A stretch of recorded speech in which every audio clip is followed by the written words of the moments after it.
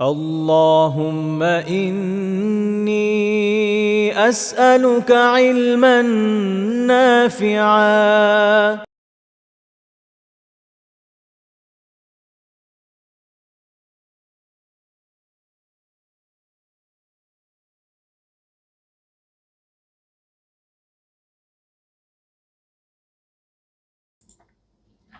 আসসালামু আলাইকুম বিসমিল্লাহির রহমানির রহিম আলহামদুলিল্লাহি রাব্বিল আলামিন ওয়াসসালাতু ওয়াসসালামু আলা রাসূলিল কারীম ওয়া আলা আলিহি ওয়া সাহবিহি আজমাইন আম্মা বা'দ। আজকে আমরা জীবনাচরণে নববী আদর্শের শেষ টপিকে আলহামদুলিল্লাহ আলোচনা শুরু করতে যাচ্ছি। টপিকটা হচ্ছে মূলত মানুষ ছাড়া অন্যান্য বিভিন্ন প্রাণীদের সাথে রাসূলুল্লাহ সাল্লাল্লাহু আলাইহি ওয়াসাল্লামের আচরণ। যদিও এখানে বেশ কিছু আলোচনা আছে যেগুলো কিছুটা আমাদের জন্য হয়তো খুব সামান্য প্রাসঙ্গিক বা খুব বেশি প্রাসঙ্গিক না। এজন্য কিছু, কিছু বিষয় আমি স্কিপ করে যাবো আর কিছু, কিছু বিষয়কে সংক্ষেপণ করবো ইনশাআল্লাহ তাআলা। আবার কিছু বিষয় একটু বিস্তারিত আলোচনা করব। তো আজকে আমরা শুরু করছি মূলত পশু-পাখির সাথে রাসূলুল্লাহ সাল্লাল্লাহু আলাইহি ওয়াসাল্লামের আচরণ দিয়ে। তো এটা একটা গুরুত্বপূর্ণ দিক যে ইসলামী শরিয়া মানব জীবনের সকল বিষয় নিয়ে আলোচনা করে থাকে। যেমন অনেকে একটা কথা বলেন না, ইসলাম হচ্ছে একটা পরিপূর্ণ জীবন ব্যবস্থা, কিন্তু যেটা মুহাক্কিক উলামা তার এই কথার উপর আপত্তি করেন। এটা সঠিক কথা না, কারণ এই কথার মাধ্যমে ইসলামকে সংকীর্ণ করা হয়। ওনারা যদি মনে করেন যে বিস্তৃত করতে, আসলে কি হচ্ছে, সংকীর্ণ করা হচ্ছে। কেননা এক জীবন ব্যবস্থা একটা বিষয়, কিন্তু ইসলাম শুধু জীবন ব্যবস্থা না, বরং তার থেকে অনেক বেশি। আহ ইসলাম একজন মানুষের জীবন ব্যবস্থা যেটা আছে সেটা যেমন আলোচনা করা হয়, তেমনি রাষ্ট্রীয় বিষয় পররাষ্ট্রনীতি থেকে নিয়ে মানুষের জীবনের বাইরে যা আছে পরকাল, তা নিয়েও আলোচনা করা হয়। তো ইসলামের আসলে মূল আলোচ্য বিষয় অনেক বিশাল, অনেক বিস্তৃত। মানুষের নিজের জীবন যেমন, যেটা মানুষের জীবনের সাথে সরাসরি সম্পৃক্ত নাও হতে পারে, কিন্তু সোসাইটিতে বিরাজমান ওই বিষয়গুলো নিয়েও ইসলাম আলোচনা করে। তো মূলত ইসলামে পরিপূর্ণ জীবন ব্যবস্থা রয়েছে, এ কথাটা মুহাক্কিক আলেমরা প্রাধান্য দেন, যে পরিপূর্ণ জীবন ব্যবস্থা মানুষের জীবনে যা, ওটা ইসলামের মধ্যে আপনি হয়তো পাবেনই, তার থেকে বেশিও পাবেন। সুবহানাল্লাহিল আযীম ওয়া বিহামদিহি। তো এর মধ্যে একটা বিষয় অবশ্যই এটা যে সমাজে যে আমাদের আশেপাশে আরো যে সকল সৃষ্টিকুলকে আমরা দেখি, অথবা এমন হতে পারে আমরা দেখি না, সেগুলো নিয়েও তো ইসলাম আলোচনা করছে। এটাই করা স্বাভাবিক। অর্থাৎ কিছু হতে পারে এমন পশু পাখি যাদের আমরা নিয়মিত দেখছি, আমাদের আশেপাশে আসছে, ঘুরছে, বা কিছু এমন হতে পারে আমাদের এই অঞ্চলে নেই, অন্য অঞ্চলে আছে। অথবা এমনও হতে পারে যে মানব জাতিরই সংস্পর্শ থেকে দূরে, হয়তো সমুদ্রের একদম গভীরে আছে বা কোনো ভীষণ অরণ্যে আছে। সকল সকল কিছুরই কিছু অধিকার, কিছু আলোচ্য বিষয় আছে, তাদের ব্যাপারে জানি ইসলাম কথা বলে। এটা খুব গুরুত্বপূর্ণ বিষয়। এবং আল্লাহ তাআলা এই জগতের কুল কায়নাতের সবকিছুকে মানব জাতির জন্য, তার আহ খিদমার জন্য সৃষ্টি করেছেন, এবং মানব জাতিকে সৃষ্টি করেছেন আল্লাহ তাআলার ইবাদতের জন্য খাসভাবে। বিভিন্ন রকমের পশু পাখিকে আল্লাহ তাআলা কেন সৃষ্টি করেছেন, এদের বেনিফিট কি, এ বিষয়ে আল্লাহ তাআলা বিভিন্ন জায়গায় আলোচনা করেছেন। খেয়াল করে দেখবেন যে পবিত্র কোরআন এর যে আলোচ্য, এটা সাধারণত এরকম হয় না যেটা অনেকে করতে চান গায়ের জোরে। সেটা হচ্ছে যে থিওরি আবিষ্কারের চেষ্টা করেন। কোরআন এভাবে থিওরি নিয়ে কাজ করে না, যে কিভাবে প্রাণের উদ্ভব হলো, কোত্থেকে বের হলো, কোন একটা অণু থেকে কিভাবে এবার আরো কয়েকটা অণু মিলে এই হলো, ওই হলো, এগুলো নিয়ে আসলে সরাসরি আলোচনা করে না। বরং ইসলাম আলোচনা করে একটু ভিন্ন দিক থেকে। সেটা হচ্ছে এটার প্রায়োগিকতা নিয়ে। কারণ বাস্তবতা হচ্ছে, আপনি যত মানে উদাহরণটা এভাবে বুঝেন যে আপনি যতই জানেন যে পানি কিভাবে তৈরি হয় না হয়, এটা আপনার তৃষ্ণা নিবারণ করবে না। বরং যেটা কাজে আসবে সেটা হচ্ছে পানিটা যখন আপনি পান করবেন, এবং সেটা পান কিভাবে করবেন, কোনটা আপনার জন্য কল্যাণকর, এই বিষয়ক আলোচনা। তো ইসলাম প্রথম বিষয় নিয়ে সরাসরি আলোচনা করে না, দ্বিতীয়টা নিয়ে আলোচনা করে। প্রথমটা মূলত গবেষকদের জন্য, এরা উন্মুক্ত, যে কেউ এ নিয়ে গবেষণা করতে পারে, তো কোনো সমস্যা নেই। যদি না শরিয়ার সাথে সাংঘর্ষিক হয়, যখন সাংঘর্ষিক হবে তখন বাতিল হয়ে যাবে, সিম্পল। তো আল্লাহ তাআলা কোরআনেও দেখবেন যে পশু পাখির উপকার এবং এগুলোকে তিনি কেন সৃষ্টি করেছেন, এ নিয়ে খুব গুরুত্বপূর্ণ আলোচনা করেছেন। যেমন সূরা নাহলে আমরা দেখি ৫ নম্বর আয়াত থেকে নিয়ে ৮ নম্বর আয়াতে আল্লাহ তাআলা খুব সুন্দরভাবে এই বিষয়গুলোকে আলোচনা করেছেন। আল্লাহ তাআলা বলেন, ওয়াল আনআমা খালাকাহা লাকুম ফিহা দিফউ ওয়া মানাফিউ ওয়া মিনহা তাকুলুন। আল্লাহ তাআলা বলছেন যে এই যে চতুষ্পদ জন্তুগুলো, আল আনআম, যে চতুষ্পদ জন্তু আছে এগুলোকে তিনি সৃষ্টি করেছেন তোমাদের জন্য, তাতে শীত নিবারক উপকরণ রয়েছে। অর্থাৎ এই যে বিভিন্ন বিভিন্ন প্রাণীগুলো আছে না, এগুলোতে এমন অনেক উপকরণ রয়েছে যেটা দিয়ে মানুষের শীতের নিবারণ হয়। যেমন ধরেন কিছু কিছু প্রাণী আছে যাদের লোম থেকে কোট তৈরি হয়, শীত নিবারক বিভিন্ন ধরনের পোশাক তাদের পশম থেকে তৈরি করা হয়, কারো চামড়া থেকে তৈরি হয়। তো আল্লাহ তাআলা এর মাধ্যমে মানব জাতিকে উপকৃত করেছেন, স্টিল করছেন এখনো। আহ এত কিছু আবিষ্কার হওয়ার পরও পৃথিবীর অনেক জায়গায় মানুষ এগুলো দ্বারা উপকৃত হচ্ছে। আর আল্লাহু আলাম, দুনিয়া আসলে যেভাবে আগাচ্ছে তাতে অতি ইন্ডাস্ট্রিয়ালাইজেশন যে পর্যায়ে যাচ্ছে আর কি, সেটা আবার মানুষকে একসময় বিক্ষুব্ধ করে আবার এই দিকে ফেরত নেয় কিনা, আবার প্রকৃতির দিকে ফেরত নেয় কিনা, এটা কিন্তু দেখার বিষয়। কারণ আপনারা খেয়াল করলে দেখবেন যে প্রায় সকল ধরনের যে বাণিজ্যিক আইটেম আমরা দেখি, এগুলোতে বিভিন্ন ধরনের ক্ষতিকারক উপাদান রয়েছে, এবং এটার কারণে মানুষ অনেক ক্ষতিগ্রস্ত হচ্ছে। এবং এই ক্ষতিগ্রস্ততার পরিমাণ এই পর্যায়ে বেড়ে গিয়েছে যে জলবায়ু এত বেশি দূষিত হয়েছে, আমাদের যে বায়ুমণ্ডল এটা এত বেশি দূষিত হয়েছে যে এর প্রভাব শুধুমাত্র আমাদের মতো গরিব দেশগুলোর মধ্যে না, বাড়তে বাড়তে ইউরোপ পর্যন্ত চলে গেছে। আপনারা জানেন এই বছর ইউরোপের উষ্ণতা অনেক বেশি ছিল, অনেক অনেক এলাকাতে অনেক দেশে মানুষ অত্যন্ত উত্তাপের কারণে মারা গিয়েছে। তো ছাড়বে না, মানে এমন হবে না যে দুনিয়ার এক অঞ্চলে গরিব লোকেরা শুধু সাফার করবে আর তারা তাদের নিজেদের দেশে শান্তিতে থাকবে, এটা হবে না। এবং আপনারা হয়তো এটাও জানেন যে উত্তর মেরুতে বরফ গলা শুরু হয়েছিল আরো অনেক আগে, এবং যেটার কারণে রাশিয়ার উত্তর দিক দিয়ে একটা নতুন নৌ রুটের চালু হওয়ার প্রবল সম্ভাবনা আছে, যেটা নিয়ে রাশিয়া এবং চীন অনেকদিন ধরে কাজ করছে, এবং ওইটা আমেরিকা একটা থ্রেট হিসাবে মনে করে। এটা একটা বড় কারণ যে কেন ট্রাম্প গ্রিনল্যান্ডকে নেওয়ার চেষ্টা করছিল। যাই হোক, তো ওইখানেও জীববৈচিত্র্যের ক্ষতি হচ্ছে অবভিয়াসলি। এরপরে মানুষ যাদের মধ্যে স্যানিটি আছে, ইনসেইন হয়ে যায়নি, আশা করা যায় যে তারা একসময় তো চিন্তা করবে যে আমাদের আসলে একটু পিছন দিকে যাওয়া দরকার। এইভাবে পুঁজিপতিদের হাতে নিজেদের জীবন এবং প্রজন্মকে ধ্বংস করতে হতে দেওয়া উচিত না। আল্লাহ আলম, আল্লাহ তাআলা কখনো তো মানব জাতিকে একটা ভালো বোধ দেবেন বলে আশা করি আমি। তো যাই হোক, মূল কথা হচ্ছে যে এসব পশুর এই উপকার আছে, এবং ওয়া মানাফিউ মিনহা তাকুলুন, এবং আরো আছে ওয়া মানাফি, অর্থাৎ অনেক উপকার আছে। এক তো হচ্ছে যে খাবার দাবার, এর বিষয়টা আমরা যেটা আলোচনা করলাম, শীত নিবারক উপকরণ, এটা তো আলোচনা করলাম। এছাড়া আরো অনেক উপকার আছে। আল্লাহ তাআলা অনেক জায়গাতে এমন ভাবে কথাগুলো বলেছেন যে এটা অনেক ব্যাপক। ওই সময়কার যারা আলিম ছিলেন বা যুগ যুগ ধরে অন্যান্য আলিমরা উপকার নিয়ে অনেক আলোচনা করেছেন। বিশেষ করে পশুদের নিয়ে হায়াতুল হায়ওয়ানের মতো কিতাব রচিত হয়েছে, এবং আরো অন্যান্য কিতাব আছে যেগুলোতে বিস্তারিত আলোচনা করা হয়েছে কোন পশুর কি উপকার, কি কি বৈশিষ্ট্য আছে। যুগের সাথে তাল মিলিয়ে আমরা আরো নতুন উপকার পাচ্ছি, যেটা আগে হয়তো চিন্তাও করা যায়নি। তো এটা এই বহুবচনের মধ্যে চলে আসে। ওয়া মিনহা তাকুলুন, এবং তাদের মধ্যে অনেক আছে যেগুলোকে তোমরা খাও, হয় ডাইরেক্টলি খাও, যেমন আমরা গরু খাই, খাসি খাই, ছাগল খাই, মুরগি খাই। এটা যদি চতুষ্পদ জন্তু না, বাট ওভারঅল জন্তুর মধ্যে পড়ে। আবার যেমন ধরেন কখনো এটা একটু পরোক্ষভাবেও আসে, দুধ পান করা হয়, সো অন। তো দেখেন এই এক লাইনের মধ্যে আল্লাহ তাআলা আসলে পশুগুলোর যে উপকার, এটা খুব সুন্দরভাবে উল্লেখ করে দিয়েছে। তারপর আল্লাহ তাআলা বলছেন খালি এই ধরনের উপকার তা না, এটাতে আসলে আমাদের আম একটা আত্মিক প্রশান্তিও আছে। যাদের এই ধরনের পশু সম্পদ থাকে তারা দেখেও সুখ পায়। ওয়ালাকুম ফিহা জামালুন হিনা তুরিহুন ওয়া হিনা তাসরাহুন। যখন তোমরা গোধূলি লগ্নে তাদেরকে চারণভূমি থেকে ঘরে নিয়ে আসো এবং প্রভাতে যখন তাদেরকে আবার চারণভূমিতে নিয়ে যাও, তখন তোমরা তাদের সৌন্দর্য উপভোগ করো। অর্থাৎ বিষয়গুলো শুধু এই না যে সকল পশু খাওয়ার মাধ্যমে বা অন্যান্যভাবে আমরা উপকৃত হই, তাই না, দেখার মাধ্যমেও আসলে উপকৃত হই। একটা আত্মিক সৌন্দর্য, একটা আত্মিক প্রশান্তি পাওয়া যায়। আহ আল্লাহু আলাম যে এটা আসলে অন্যান্য যে আম যান্ত্রিক যান তাতে কতটা পাওয়া যায়। বাট এগুলোর সাথে মানুষের যে একটা রিলেশন, এটা কিন্তু অসাধারণ। দেখবেন যে ঘোড়া পালে, ঘোড়ার সাথে তার একটা খুব ক্লোজ রিলেশন হয়। একই রকম, এবং ঘোড়াও তাকে পাল্টা তার সাথে একটা ভালো রিলেশন তৈরি করে।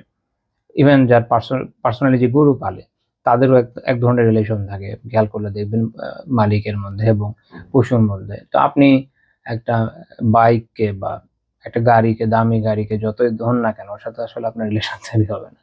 ওটা একটা যন্ত্র মাত্র। আচ্ছা। তো এই দুই সময়ের কথা বিশেষভাবে আল্লাহ তাআলা উল্লেখ করেছেন, কারণ যারা পশু পালে তারা এই দুই সময় এদেরকে সাধারণত বের করে, বাকি সময় আস্তা বলেই থাকে। তারপর আল্লাহ তাআলা আরো কিছু বেনিফিট উল্লেখ করছেন, ওয়া তাহমিলু আসকালাকুম ইলা বালাদিন লাম তাকুনু বালিগিহ। এরা এই সকল পশু তোমাদের ভার বহন করে নিয়ে যায় এমন দেশে যেখানে তোমরা পৌঁছাতেই পারতে না, ইল্লা বিশিক্কিল আনফুস, প্রাণান্ত প্রচেষ্টা ছাড়া। অর্থাৎ হেঁটে হেঁটে অতদূর যাওয়া তোমাদের জন্য ইম্পসিবল ছিল। খেয়াল করে দেখেন মানব জাতি ইতিহাস আমরা যখন তা পড়ি, আই থিঙ্ক যে আক্কাডিয়ান সব ইয়ের পর থেকে, এম্পায়ারের পর থেকে নিয়ে গ্র্যাজুয়ালি আক্কাডিয়ান এম্পায়ারের ওই সময় আসলে ওভাবে পাওয়া যায় না, আরেকটু পরে আমাদের যেতে হবে। আই থিঙ্ক যখন মিশরীয় সাম্রাজ্য দুই ভাগে ভাগ হয়ে গেল হিক্সদের আক্রমণের মাধ্যমে, এই সময় থেকে নিয়ে মূলত ঘোড়া এবং ঘোড়ার মাধ্যমে মানুষের বিভিন্ন জায়গায় যাতায়াত, এটা অনেক বেশি প্রচলিত পাওয়া যায় ইতিহাসে। এর আগ পর্যন্ত একটু সেন্ট্রালাইজড কিছু কিছু এলাকাতে মানব জাতি ছিল, কারণ কিন্তু এক জায়গা থেকে আরেক জায়গায় যাওয়া, এমনকি আক্রমণ করা, ওটাও খুব টাফ ছিল, কারণ গতি দরকার, তাই না? এবং এটাই বড় কারণ যে হিক্সরা কেন খুব সহজে মিশর আপার নাইল দখল করে ফেললো, এর কারণ হচ্ছে আপার লোয়ার নাইল দখল করেছিল বেসিক্যালি। এর কারণ হচ্ছে ও বেচারাদের কাছে ঘোড়া ছিল না, ওরা ঘোড়া প্রথম দেখেছিল, এই গতির কাছে তারা হার মানতে বাধ্য হয়েছে। গতি খুব জরুরি।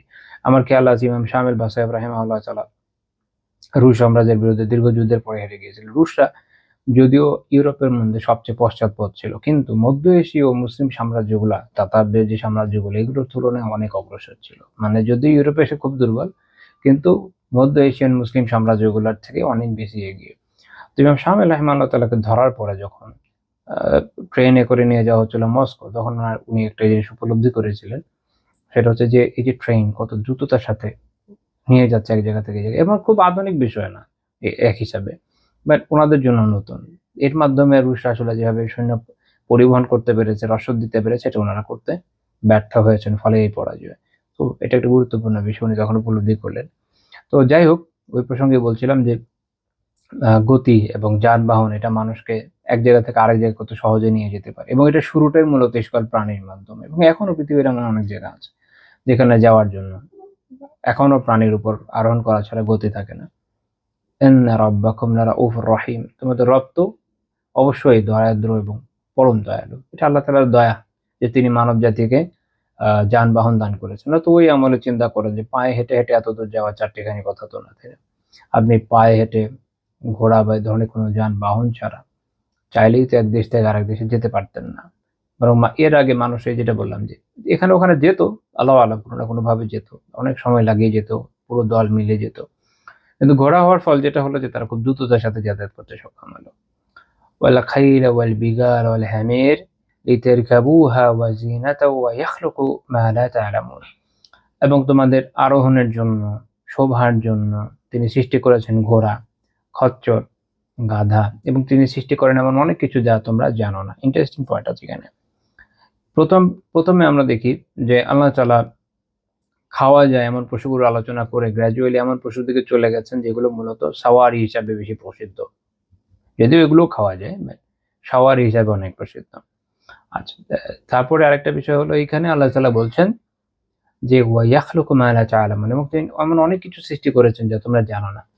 এখানে একটা দিকে অর্থ তো এদিকে একদিক থেকে এই অর্থ বোঝা যায় যে সমুদ্রে বলেন, স্থলে বলেন, এমন অনেক প্রাণী আছে আসলে আমরা হয়তো জানি না। এখনো অনেক কিছু আবিষ্কার হয়। আর ওই আমলে যখন কোরআন নাযিল হয় তখন তো মানুষ কত কিছু জানতোই না।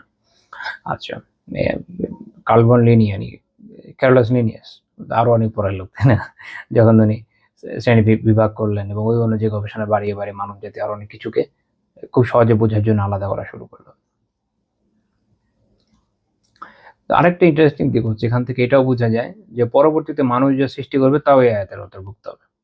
দেখেন আল্লাহ তাআলা এখানে খচ্চরের কথা বলেছেন। খচ্চর সরাসরি আল্লাহ তাআলার সরাসরি মানব জাতিকে বা অন্যান্য প্রাণীকে যেভাবে উদ্ভব ঘটিয়েছেন এরকম না।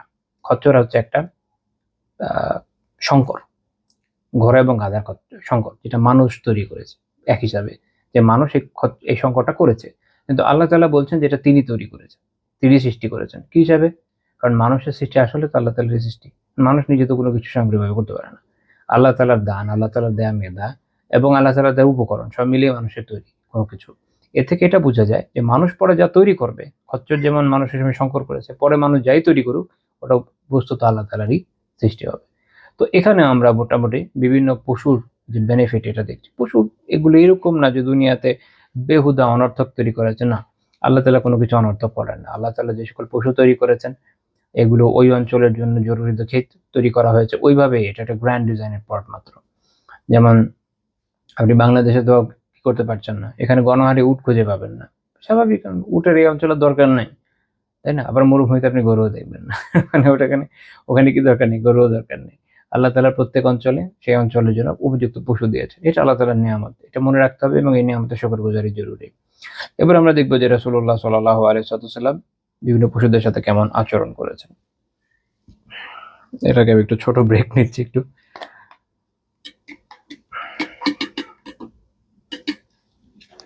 মাঝখানে চেষ্টা করেছিলাম একটু লিকুইড ছাড়া, মানে হট টাইপের কিছু ছাড়া চলতে, গলা এমন ভাবে বসে যায় পারছি না।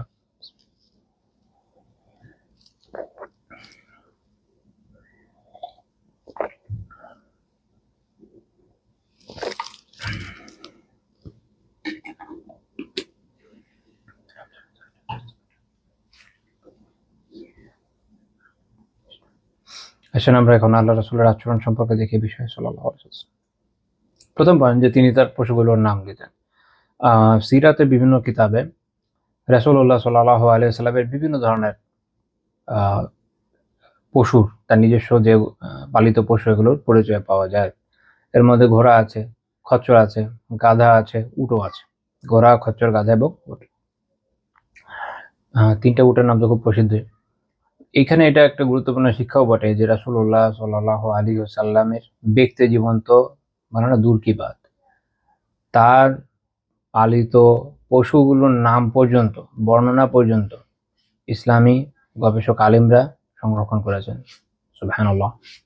পৃথিবীতে আজ পর্যন্ত এমন কোনো মানব এসছে বলে আমাদের জানা নাই যার জীবনের এত মিনি ডিটেইলস আপনি খুঁজে পাবেন। অসম্ভব, কারো নাই। এমনকি খুব সাম্প্রতিক সময়েও যারা বড় ব্যক্তিত্ব হিসেবে কখনো পরিচিতি পেয়েছে, যাদের জীবনীকাররা রীতিমতো সারা জীবন তাদের পিছনে লেগেই ছিল জীবনের গুরুত্বপূর্ণ দিককে সংরক্ষণ করতে, তারাও পারে নাই, যেটা রাসূলুল্লাহ সাল্লাল্লাহু আলাইহি ওয়াসাল্লামের জীবনে আমরা দেখি। এটা তো ইটসেলফ এটা একটা মুজিজা বটে। ইবনে কাইয়িম রাহিমাহুল্লাহ তাআলা জাদুল মাআদে এই বিষয়ে আলোচনা করেছেন। যেমন আল্লাহর রাসূল সাল্লাল্লাহু আলাইহি ওয়াসাল্লামের একটা ঘোড়া ছিল, এটার নাম ছিল সাকব, এবং বলা হয় এটা হচ্ছে ওনার প্রথম ঘোড়া, ওনার নিজের বালিখানার প্রথম ঘোড়া। এছাড়া ছিল আপনার আরেকটা আল মুরতাজাস। এটার কোন একজন বেদুইন এটার উপর দাবি করে বসছিল। ওই সময় খুজাইমা বিন সাবিত রাদিয়াল্লাহু তাআলা আনহু রাসূলুল্লাহ সাল্লাল্লাহু আলাইহি ওয়াসাল্লামের পক্ষে সাক্ষ্য দেন। এরপর ছিল আল-লুহাইফ, এরপর ছিল আল-লিজাজ, আল-জরব, তারপর হচ্ছে আরেকটা ছিল সাবাহা, তারপর হচ্ছে আল-ওয়ারদ। এগুলো ৭টা এরকম আছে যেগুলো মুত্তাফাকুন আলাইহ, সবাই বিষয়ে একমত যেগুলো আল্লাহ রাসূল সাল্লাল্লাহু আলাইহি ওয়াসাল্লামের ৭টা ঘোড়া। এরপরে যেটা বলেছি যে উনার উটনি, গাধা, খচ্চর এগুলোর নাম ছিল। এতে বোঝা গেল যে নিজের পশুর সাথে যেগুলো গৃহপালিত পশু তাদের নাম দেওয়া উচিত, এবং এটার মাধ্যমে তাদের সাথে একটা সম্পর্ক কায়েম হয়ে যায়, তাই না? ডাকবেন এই নাম দিয়ে, সুন্দর করে একটা সম্পর্ক তৈরি হয়ে যাবে, এবং এটা আকাঙ্ক্ষিত, এটা অনাকাঙ্ক্ষিত নয়।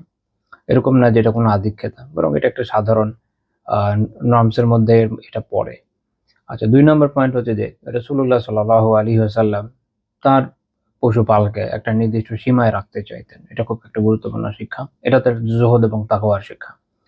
সুনান আবি দাউদের ১৪২ নম্বর হাদিস,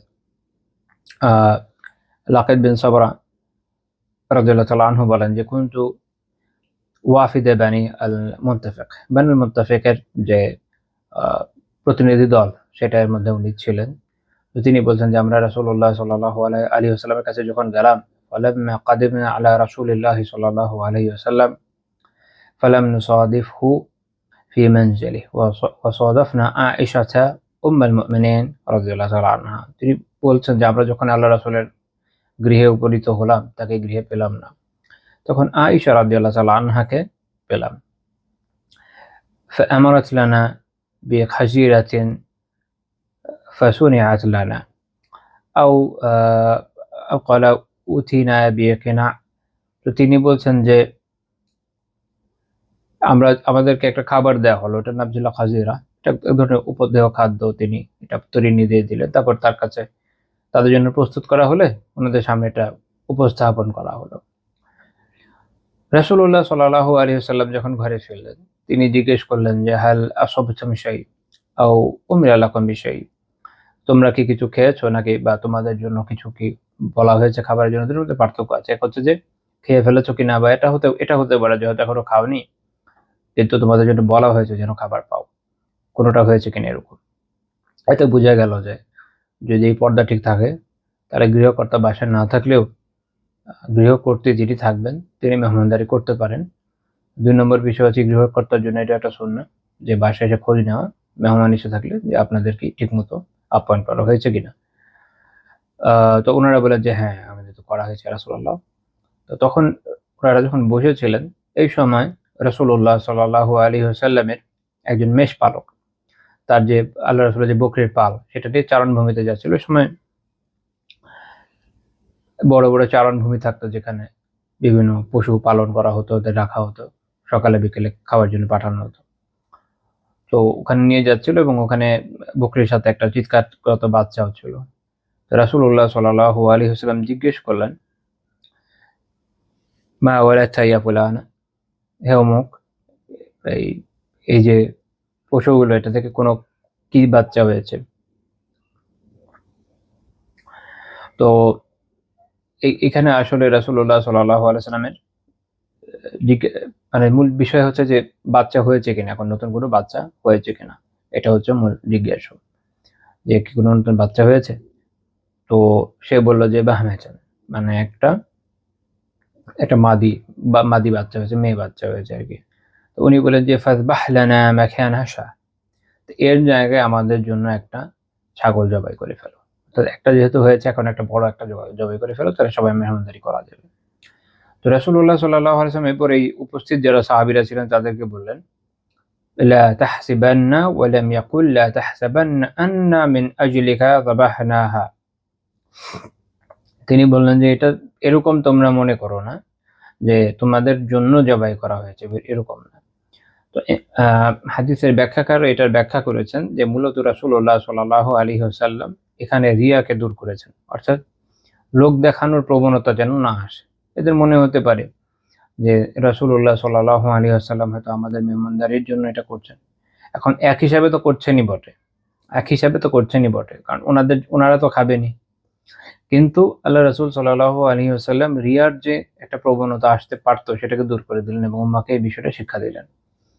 এবং তারপরে উনি বললেন যে লানা গানামুন মিআতুন লা নুরিদু আন নাজিদা। তিনি বলছেন যে আমাদের ১০০ র মতো এরকম পশু বা বকরি আছে, আমি চাই না আমরা যে থেকে আরো বাড়ুক। ফাইযা ওয়াল্লাদা রাঈ বাহমাতান যাবাহনা মাকানাহা শাহ। যখন তিনি বলছেন যে যখন একটা নতুন শাবক জন্ম নেয় তার পরিবর্তে একটা ছাগলকে আমরা জবাই করি, অর্থাৎ এটার সংখ্যা ১০০তেই তিনি রাখেন সাল্লাল্লাহু আলাইহি ওয়াসাল্লাম। এই বর্ণনা ইমাম আবু দাউদ রাহিমাহুল্লাহ তাআলা তার সুনানে উল্লেখ করেছেন। ১৪২ নম্বর হাদিস, শেখ আলবানী রাহিমাহুল্লাহ তাআলা সহিহ বলেছেন। এইখানে একটা শিক্ষার বিষয় আল্লামা খালিল আহমদ সাহারানপুরী রাহিমাহুল্লাহ তাআলা বাদরুল মাজহুদে উল্লেখ করেছেন, আলামী, অর্থাৎ ১০০ র মধ্যে আমি রাখতে চাই। ওয়া হাযা মিন বাবিল ইকতিফাই আলা মা ইয়াহতাজু ইলাইহি ওয়াল ইজমালি ফি তালাবিদ দুনিয়া। তিনি বলছেন যে এইটা হচ্ছে ব্যক্তি যতটুকু বিষয়ের মুহতাজ, যার যতটুকু প্রয়োজন, এইটাতেই প্রয়োজনে সন্তুষ্ট থাকবে, যথেষ্ট মনে করার শিক্ষা আছে এই হাদিসে। এটা হলো এই বিষয়ক আলোচ্য। এবং ওয়াল ইজমালি ফি তালাবিদ দুনিয়া, এবং সুন্দরভাবে কিভাবে দুনিয়াকে তলব করা যায় তার শিক্ষা এখানে থাকে। এক হচ্ছে আমরা এখানে দেখলাম যে রাসূলুল্লাহ সাল্লাল্লাহু আলাইহি ওয়াসাল্লাম বকরির পাল রাখছেন, এটা তার প্রয়োজন, এটা দরকার। ১০০টা বকরি তো কম না, তাই না? ভালো সংখ্যা। তবে এর থেকে উনি উপরে যাচ্ছেন না। এতে বোঝা গেল যে দুনিয়া তলব করার কোনো দোষ নাই। কিন্তু গুরুত্বপূর্ণ হচ্ছে এটাকে অন্তরে স্থান না দেওয়া। ২ নম্বর হলো দুনিয়াকে আপনি আপনার প্রয়োজন পরিমাণেই রাখেন। যেটুকু আপনার প্রয়োজন না ওটার পিছনে পড়বেন না। রাসূলুল্লাহ সাল্লাল্লাহু আলাইহি ওয়াসাল্লাম এখানে এটাই দেখাচ্ছে। দেখেন আল্লাহ রাসূল সাল্লাল্লাহু আলাইহি ওয়াসাল্লাম ছিলেন, তিনি এক তো হচ্ছে যে ছেড়ে দিলে এমনি বকরির পাল বাড়তে থাকতো, দুই হচ্ছে তিনি বরকতে দোয়া করলে তো এমনি আরো বাড়তো, এমনিও আল্লাহ তাআলা ওনাকে দিতেনই, কিন্তু উনি এটাকে 100-র উপরে নিতে চাচ্ছেন না, কারণ এই 100টা ওনার জন্য যথেষ্ট, আলহামদুলিল্লাহ যথেষ্ট।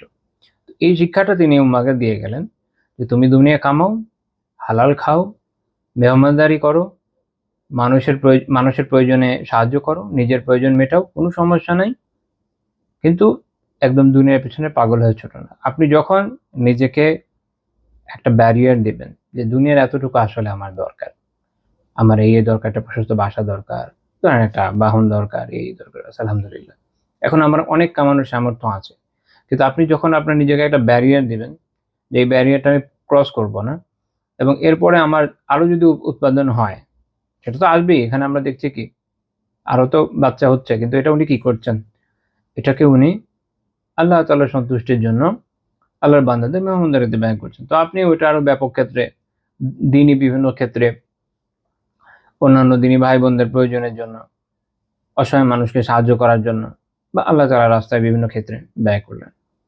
তো তাতে আপনার দুনিয়া আখিরাত দুইটাই তো কামাই হলো এক। আর দুই হচ্ছে যে আপনি আপনার লিমিট যেহেতু বুঝলেন, কামাই তো করছেন, কিন্তু ওইটার পিছনে পাগলের মতো ছুটছেন না, ফলে আপনি সবসময় নিজেকে নিয়ন্ত্রণ করতে সক্ষম হবেন। এই জন্য নিজের চাহিদার সীমাটা বোঝা জরুরি, যে আমার আসলে দরকার কতটুকু। মানবের বড় সমস্যা হচ্ছে সম্পদ যখন আসতে থাকে, মানুষ তার লিমিটেশন ভুলে যায়, এবং এটাও ভুলে যায় যে তার আসলে কতটুকু দরকার। সে পাগলের মতো কামাই করতে থাকে, ফলে দুনিয়া তাকে এমনভাবে গ্রাস করে নেয় যে তার আখিরাত বরবাদ হয়ে যায়। তো এই জন্য নিজেকে নিয়ন্ত্রণ করতে শেখা অত্যন্ত জরুরি। সেটা শুধুমাত্র দুনিয়ায় অর্থ সম্পদের মধ্যে সীমাবদ্ধ নয়। মনে রাখেন যে আল্লাহ তাআলার স্মরণ থেকে আপনাকে যা গাফেল করে তাই দুনিয়া। আল্লাহ তাআলার স্মরণ থেকে আপনাকে যা গাফেল করে তাই দুনিয়া। তো এর মধ্যে যা হয় তাই হতে পারে। এমনকি বাহ্যিকভাবে যেটাকে দ্বীনি বিষয় আপনার মনে হচ্ছে, ওখানেও যদি দেখা যায় যে এটা করতে গিয়ে আপনার আসলে ফরজ ওয়াজিবই ছুটে যাচ্ছে, তো ওটাও নেই। এই জন্য নফসকে নিয়ন্ত্রণ করা খুব জরুরি। নফস অনেক দুষ্ট, সেই সাথে শয়তান তো আছেই, শয়তানি করার জন্য নেফসুরত ধোঁকা দিতে থাকবে। তো নিজের এই জন্য লিমিটেশন বোঝা খুব জরুরি, নিজের জন্য একটা বাউন্ডারি সেট করা জরুরি, এবং নিজের নফসকে সবসময় শাসনে রাখা জরুরি, যে আমি আমার এই বাউন্ডারি কখনোই ক্রস করবো না। আল্লাহ তাআলা আলহামদুলিল্লাহ আমাকে খুব ভালো খাওয়াচ্ছেন, পড়াচ্ছেন, যা যা দরকার আমার হচ্ছে, পরিবারের যা প্রয়োজন মিটে যাচ্ছে, চিকিৎসা থেকে শুরু করে যা দরকার হচ্ছে, কিছু সেভিংসও আলহামদুলিল্লাহ আছে। আল্লাহ তাআলার মেহেরবানিতে দুনিয়াতে একজন মানুষের সুখে শান্তিতে চলতে যা দরকার আমার সব আছে। এখন আমি পাগলের মতো এই বিষয়ের পিছনে ছুটবো না। ঠিক আছে? এইটা যখন আপনি বুঝবেন এবং নিজেকে এর মধ্যে সীমাবদ্ধ রাখতে সক্ষম হবেন, তাহলে একমাত্র সম্ভব যে আপনি দুনিয়াকে নিয়ন্ত্রণ করবেন। নয়তো পারবেন না। নয়তো দুনিয়া আপনাকে ধ্বংস করে দিবে। আচ্ছা। আবার এখানে একটা পয়েন্ট, সেটা হচ্ছে যারা আমার দার্স আগে থেকে শুনছেন জানেন। আমি সালাফদেরই কোট করি এইজন্য, অনেকে পরে বলবে যে আপনি তো মানুষকে দুনিয়ার ভালোবাসা শিখান। এমনকি আমি একসময় এই ধরনের কথা শুনেছি, খুব প্যাথেটিক কথা। একসময় আমি মনে করেছিলাম যে আহ ইবনে আবি দুনিয়া রাহমাতুল্লাহ ইসলাহুল মাল এবং আরো বেশ কিছু কিতাব আছে, ওগুলো একসময় অনুবাদ করার ইচ্ছা রেখেছিলাম, কিন্তু পড়ার করি নাই। আর কিছু বিষয় আছে আসলে কি সরাসরি যখন আপনি শিখবেন, তখন যতটা ইন ডেপথ শিখতে পারবেন, বুঝতে পারবেন এবং এর উপর আমল করা শিখতে পারবেন, শুধু বই পড়ে বুঝবেন না। এবং আমাদের এই অঞ্চলে যেহেতু সুফি সাধকদের, এক ধরনের সুফি সাধকদের অনেক প্রভাব ছিল, যারা কিছু কিছু এমন শিক্ষা দিয়ে গেছেন যেটা মানুষের বুঝতে পারেনি। মানুষ এক ধরনের দ্বিচারিতার মধ্যে ভোগে। দ্বিচারিতা বোঝেন? যেমন তারা চাইবে যে আপনি দুনিয়ার সাথে সম্পৃক্ত হবেনই না, নাহলে আপনি অলি কিভাবে, তাই না? আবার আপনার কাছে যদি দুনিয়ার সম্পদ এবং ক্ষমতা না থাকে, তাহলে আপনাকে গালি দিবে এবং বলবে যে আপনার মতো লোকদের অনুসরণ করলে মানুষ বরবাদ হয়ে যাবে। এই যে একটা দ্বিচারিত, আসলে আপনি ঠিক করে নেন ভাই, আপনি কি বলতে চান, আল্লাহ আলাম। এটার উল্টো হচ্ছে আপনি দেখবেন উত্তর আফ্রিকার, ওখানে যেহেতু ওখানকার সুফি সাধক যারা ছিল, বিশেষ করে সাদিলি তারিকার যারা, এনাদের শিক্ষাই ডিফারেন্ট। তো এই কারণে মেবি ওখানকার লোকজনের মধ্যে এটা একটা প্রভাব অন্যরকম আছে। যেমন আবুল হাসান শাযিলির একটা দোয়া আছে বিখ্যাত, আল্লাহুম্মা লা তাজআলিদ দুনিয়া, আল্লাহুম্মা ইজআলিদ দুনিয়া ফি আইদিনা ওয়া লা তাজআলহা ফি কুলুবিনা। হে আল্লাহ, দুনিয়াকে আমাদের হাতে দেন, কিন্তু আমাদের অন্তরে দিয়ে না। এটা সালাফি জিজ্ঞার সাথে সামঞ্জস্যপূর্ণ। আমি তরিকতে প্রমোট করছি না, বাস নিজের ইলম থেকে এটা আপনার একটু কোট করলাম বোঝানোর জন্য যে কিভাবে সোসাইটির উপরে বিষয়গুলো প্রভাব রাখে। মনে রাখেন যে রাসূলুল্লাহ সাল্লাল্লাহু আলাইহি ওয়াসাল্লাম এবং সাহাবায়ে কেরাম রাদিয়াল্লাহু তাআলা আনহুম আজমাইন যা শিখিয়ে গেছেন সেটা হচ্ছে সবচেয়ে সঠিক, একদম পারফেক্ট শিক্ষা। একই রকমভাবে সেই শিক্ষাটাকে আমাদের সালাফরা, নেককার পূর্বসূরীরা যেভাবে বুঝেছেন, ওটা হলো সঠিক বুঝ। এটার বাইরে যে কোনো দিকে মানুষ যখন যাবে সে বিচ্যুত হয়ে যাবে। তো দুনিয়া দরকার, দুনিয়া হচ্ছে আখেরাতের শস্যক্ষেত্র। এটা হাদিস না, এটা বুজুর্গদের কেউ কেউ একজন বলে থাকবে। তো দুনিয়া আসলেও আখিরাতের কি শস্যক্ষেত্র। ওই শস্যটা আপনাকে ফলাতে হবে এবং এটার জন্য আপনার আসবাব দরকার, কার্যকারণ দরকার, সেটাও আপনি কামান, কোনো সমস্যা নেই। কিন্তু রাসূলুল্লাহ সাল্লাল্লাহু আলাইহি ওয়াসাল্লামের শিক্ষা হচ্ছে এটা, সালাফদের আমল হচ্ছে এর উপরে। অন্তরকে এটার সাথে লাগিয়ে দিয়েন না, যতটুকু দরকার ওর মধ্যে নিজেকে সীমাবদ্ধ রাখেন। অতিরিক্ত যা হয়, যেটা কোরআনের আয়াতেও আছে, যা অতিরিক্ত হয় তা আল্লাহর রাস্তায় একদম বেঝিঝক, কোনো ধরনের সন্দেহ সংশয় ছাড়া প্রশান্তির সাথে ব্যয় করতে শেখেন। যেদিন আপনি এই শিক্ষা একবার পেয়ে যাবেন, আল্লাহে দুনিয়া কখনো আপনার অন্তরে স্থান পাবে না। কিন্তু যখন আপনি দেখবেন যে না, কিছু টাকা দিতে গেলে আল্লাহর রাস্তায়, আমি আল্লাহর রাস্তা বলতে আগেও ব্যাখ্যা করেছি মেবি, একটা দুটা জায়গা বুঝাই না। ইসলামে এক তো হচ্ছে যে যখন লড়াইয়ের ইস্যু আছে ফিসাবিলিল্লাহ, তখন জিহাদ। ব্যাপকভাবে যখন বলা হয়, এটা অনেক বড় কথা, অনেক বড় কথা। আমি এটা এই জায়গা থেকে অনেকবার বলেছি যে ইসলামে সদাকার স্থান, নফল সদাকার জায়গা অনেক ব্যাপক। এটাকে সংকীর্ণ করার মাধ্যমে মুমিনদেরকে তাদের অধিকার থেকে বঞ্চিত করা হয়েছে এবং ইসলামের যে কল্যাণ মানুষ লাভ করতে পারত তা থেকে তাদেরকে বঞ্চিত করা হয়েছে, যা খুব দুঃখজনক। এটাকে ব্যাপক করতে হবে, ব্যাপক অবস্থানে রাখতে হবে। তো যাই হোক, তো যখন আপনি আল্লাহর রাস্তায় ব্যয় করে শিখবেন, প্রশান্তির সাথে করবেন, মনে রাখেন তখন অটোমেটিক্যালি দুনিয়া আপনার কল থেকে বের হয়ে যাবে। এই জন্য ওই ওই অনুযায়ী আগানো দরকার এবং আল্লাহর কাছে খুব দোয়া করা দরকার। আল্লাহ তাআলা আমাদের বোঝার এবং আমলে তৌফিক দেন, আমিন। তো যাই হোক, যেটা বলছিলাম যে প্রাণীদের সাথে যে তার রিলেশন, যে আচরণ তিনি করেছেন, তৃতীয় পয়েন্ট হচ্ছে তিনি ঘোড়া ভালোবাসতেন। রাসূলুল্লাহ সাল্লাল্লাহু আলাইহি ওয়াসাল্লাম ঘোড়া ভালোবাসতেন। ইমাম আহমদ রাহিমাহুল্লাহ তাআলা মুসনাদে হাদিস উল্লেখ করেছেন 20312 নম্বর হাদিস, মাকিল বিন ইয়াসার রাদিয়াল্লাহু তাআলা আনহু থেকে, তিনি বলেন, লাম ইয়াকুন শাই আহাবা ইলা রাসূলিল্লাহি সাল্লাল্লাহু আলাইহি ওয়াসাল্লাম মিনাল খাইল। রাসূলুল্লাহ সাল্লাল্লাহু আলাইহি ওয়াসাল্লামের কাছে ঘোড়ার থেকে কোনো কিছু অধিক প্রিয় ছিল না, অর্থাৎ যেটা সর্বাধিক প্রিয় ছিল। তারপর তিনি বলছেন, আল্লাহুম্মা গুফরা, আল্লাহুম্মা গুফরা, হে আল্লাহ আমাকে মাফ করেন। লা বালিল নিসা, না, বরং সবচেয়ে বেশি প্রিয় ছিল স্ত্রীরা।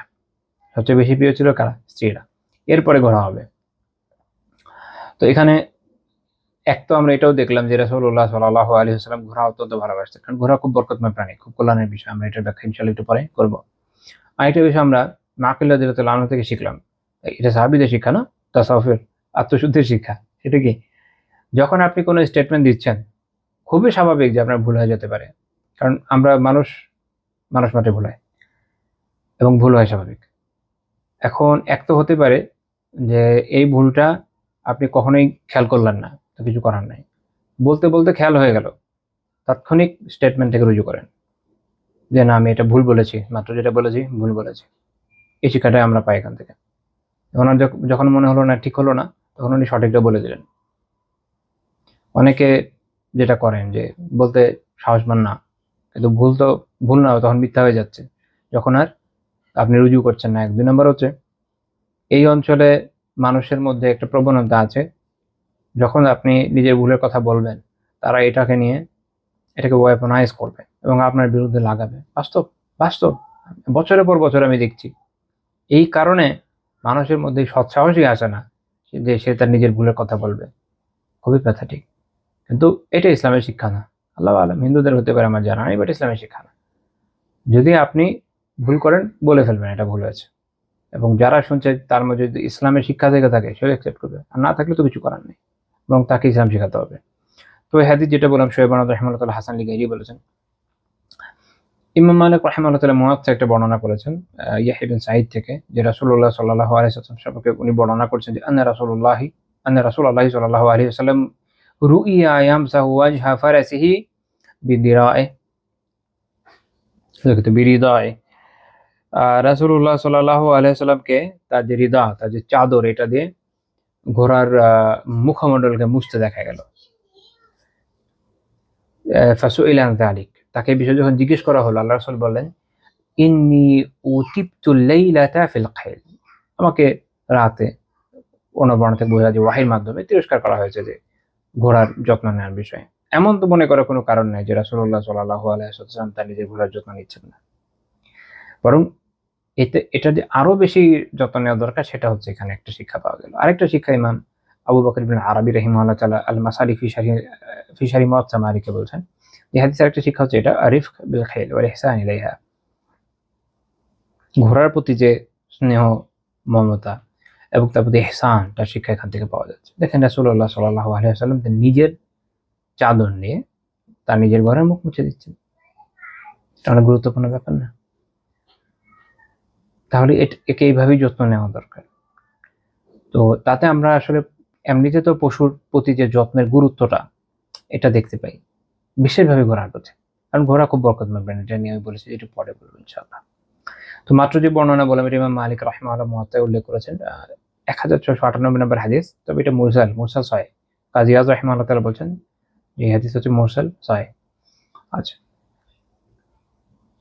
ঘোড়ার যে বরকতের কথা আমি বলছিলাম, জাবির বিন আব্দুল্লাহ রাদিয়াল্লাহু তাআলা আনহু বলেন, রাআইতু রাসূলুল্লাহি সাল্লাল্লাহু আলাইহি ওয়াসাল্লাম ইয়ালবি নাসিয়াতা ফারাস বিইসবাইহি ওয়া হুয়া ইয়াকুল, আমি রাসূলুল্লাহ সাল্লাল্লাহু আলাইহি ওয়াসাল্লামকে স্বহস্তে ঘোড়ার যে নাসিয়া এটাকে মুছতে দেখেছি। নাসিয়া দিয়ে আসলে যেটা বলে বাংলাতে না, এটা ইংরেজি, এটা না বাংলা খুব ক্রিটিক্যাল, এটার বাংলা হচ্ছে কপাল কুণ্ডল, ইংরেজিতে বলে ফোরলক, মানে এইখানে যে মানুষের থাকে না এই জায়গাটাকে হচ্ছে নাসিয়া।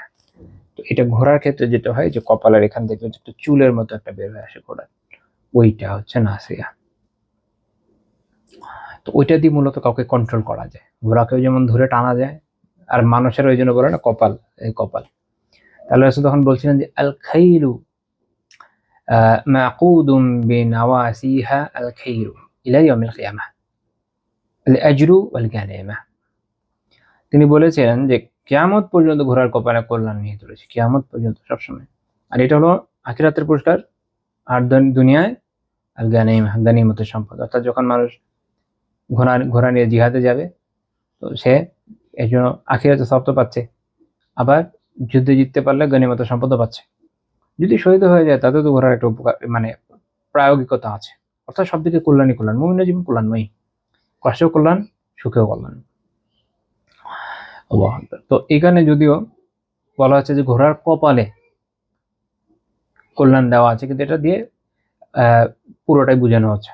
ইমাম ইবনে জাওজি রাহিমাহুল্লাহ তাআলা কাশফুল মুশকিলে বলেছেন, ওয়া হাযা মিম্মা যাকার মিনহুল বাদ ওয়াল মুরাদুল কুল, যদিও এখানে উল্লেখ করা হচ্ছে আসলে কিছু অংশের, কিন্তু এটা উদ্দেশ্য হলো পুরোটা, অর্থাৎ পুরো ঘোড়াই কি আসলে কল্যাণময়। যেমন কোন কারো ব্যাপারে এরকম বলা হয় আরবিতে যে নাসিয়াতুন মুবারাকাতুন, যে সে হচ্ছে কল্যাণময় কপাল, মানে খুব বরকতময় কপাল আছে। এর মানে না যে তার জীবনে আর কোথাও কল্যাণ নেই, খালি কপালটুকুর মধ্যে কল্যাণ আছে, মানে পুরোটাই সে কল্যাণময়। তো ওই রকম ঘোড়ার কপালে আছে মানে ওভারঅল ঘোড়ায় কি একটা কল্যাণময় জিনিস, এবং এখানে দুনিয়া এবং আখিরাত দুইটার কল্যাণ একত্রিত হয়েছে। তাহলে দেখেন, যেহেতু এটার কল্যাণ অনেক বেশি, এই জন্য আল্লাহ তাআলা বিশেষভাবে জোর দিয়েছেন যেন এর যত্ন নেওয়া হয় অনেক বেশি। কারণ আপনি যত ভালো মানের ঘোড়া লালন পালন করতে পারবেন, তাকে যত ভালো যত্ন নিতে পারবেন, ততই জিহাদে কুফারদের বিরুদ্ধে আপনি তত অগ্রগামী হতে পারবেন। যদি ঘোড়া খুব দুর্বল হয়, আমাদের দেশের টাট্টু টাইপের, তাহলে তো লড়াই করতে পারবেন না, তাই না? ধরা খেয়ে যাবেন, মরে যাবেন, কাজ হবে না। তো এটা হলো গুরুত্বপূর্ণ বিষয়। তো আল্লাহ আলাম, এমনিতে তো এটার উলামার অবস্থান হলো এটা যে কিয়ামত পর্যন্ত এটাই কথা, হাদিস যা আছে তাই। আল্লাহ আলাম, পরবর্তী সময় হয়তো আবারও ঘোড়া কখনো কাছে আসতে পারে, যদি এখন আমরা দেখছি না। বাট আপাত অবস্থা এখান থেকে একটা শিক্ষাও পাওয়া যায় যে, এবং অন্য কিছু রেওয়ায়তে বোঝা যায়, যেমন এমন ধরনের কিছু জাতের ঘোড়া ছিল যেগুলো খুব বেশি দ্রুতগামী ছিল না, যুদ্ধে খুব বেশি ভালো পারফরমেন্স দেখাতে পারতো না, যেমন শিকাল ঘোড়া। তো রাসূলুল্লাহ সাল্লাল্লাহু আলাইহি ওয়াসাল্লাম এগুলো পছন্দ করতেন না। যে আলটিমেটলি এটা বোঝা যায় যে যুদ্ধের জন্য ভালো মানের যানবাহন দরকার, যুদ্ধের জন্য ভালো মানের দ্রুতগতির শক্তিশালী যানবাহন দরকার, এটা তো বোঝা যায়। আর এটা হলো ব্যাপক, আর খাসভাবে বোঝা যায় যে ঘোড়ার মধ্যে বিশেষ কল্যাণ রয়েছে। আরো আরো ভালোভাবে এটা বোঝা যায় যে নিজের চতুষ্পদ জন্তু যেটা আপনার কাছে থাকুক তার আপনি কল্যাণ নেন। যদি এটাকে আমি আরেকটু সংকীর্ণ করি আমরা অর্থকে, ফিকের পরিভাষায় বলি না, ফিকের পরিভাষায় ওটা বলতে হবে যে আম করতে হবে, খুব ব্যাপক হবে যেন আবার ওইদিকে নিয়েন না যে আচ্ছা উনি ভাবে বললেন, ব্যাপারটা এরকম না, আমি জাস্ট আমাদের ভাষাগত প্রয়োগ অনুযায়ী বললাম। আল্লাহ,